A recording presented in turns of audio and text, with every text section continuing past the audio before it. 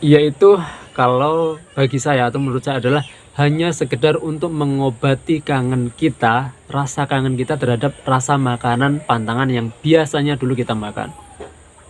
Dan juga jangan setiap hari juga, walaupun kita boleh memakan makanan pantangan, jangan setiap hari juga. Karena ketika itu kita lakukan kembali, maka gangguan asam lambung itu akan muncul kembali, akan kambuh kembali. Itu.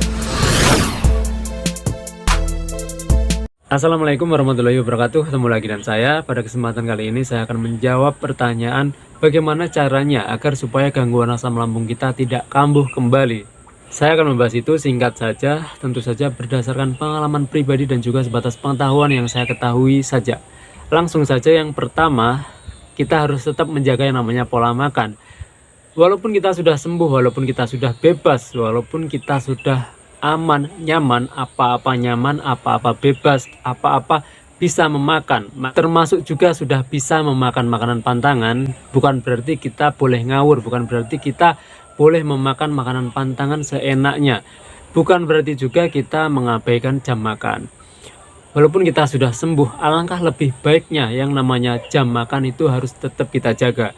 Bagi kita pejuang asam lambung yang sudah sembuh umumnya memakai 3 kali sehari makan.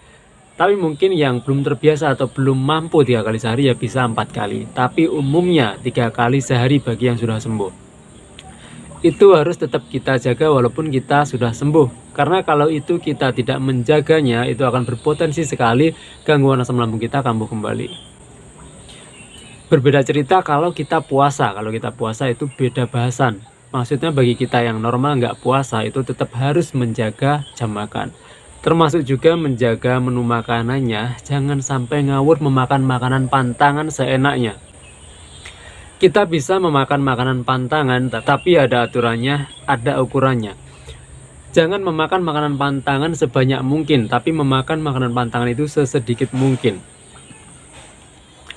Yaitu kalau bagi saya atau menurut saya adalah hanya sekedar untuk mengobati kangen kita, rasa kangen kita terhadap rasa makanan pantangan yang biasanya dulu kita makan.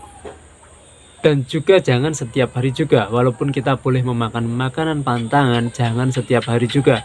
Karena ketika itu kita lakukan kembali, maka gangguan asam lambung itu akan muncul kembali, akan kambuh kembali. Itu akan sangat berpotensi sekali. Jadi kita sesekali nggak masalah memakan makanan pantangan, tapi pedomannya adalah memakan sesedikit mungkin untuk mengobati rasa kangen kita terhadap rasa makanan tersebut. Jangan memakan sebanyak mungkin.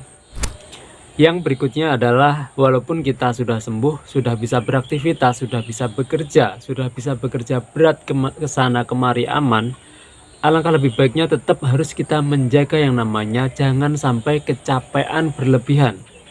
Karena pengalaman pribadi saya ketika sudah sembuh terus kecapean berlebihan berturut-turut tanpa ada jeda, maka saya kambuh lagi, gangguan asam lambung muncul kembali. Jadi bagi teman-teman yang sudah sembuh, sudah bisa bekerja berat sekalipun, teman-teman tetap harus hati-hati, teman-teman harus tetap menjaga jangan sampai kecapean berlebihan. Sekiranya sudah capek banget ya teman-teman istirahat.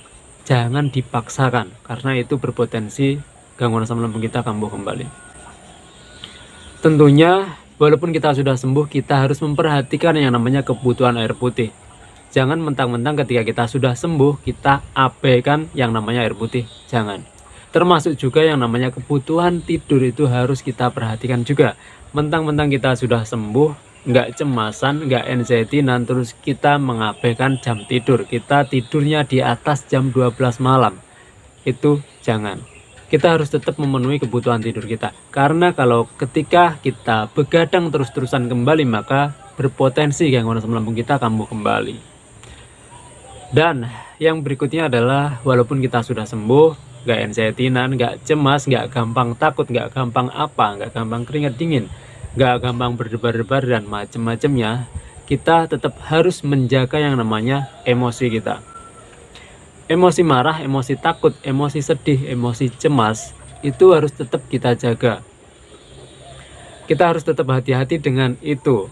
Dan biasanya yang gampang muncul itu adalah emosi marah. Itu menurut saya adalah gampang muncul duluan. Tapi di setiap pejuang asam lambung beda-beda. Emosi mana yang muncul duluan itu beda-beda. Teman-teman atur sendiri dan kenali sendiri emosi teman-teman yang gampang meledak yang mana. Pokoknya yang namanya emosi marah, emosi cemas, emosi takut, emosi sedih itu harus tetap kita kontrol.